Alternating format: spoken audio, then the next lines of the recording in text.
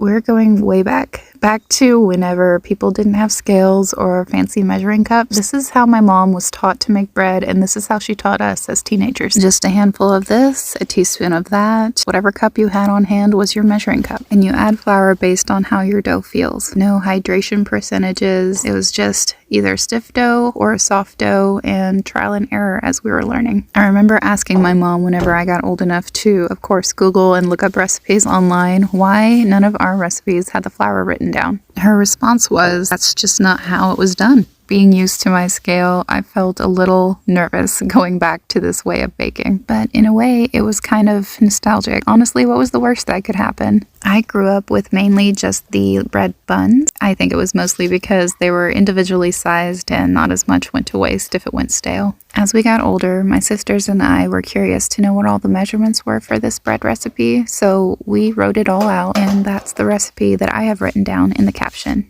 My mom's recipe was a yeasted recipe, and the whole process went a lot quicker than this. This took me 12 hours start to finish, from when I mixed the dough to when it was baked. Since I use sourdough starter, I will also explain the adjustments I made. I was happy it turned out exactly like I remembered, and please let me know what you think if you try this recipe.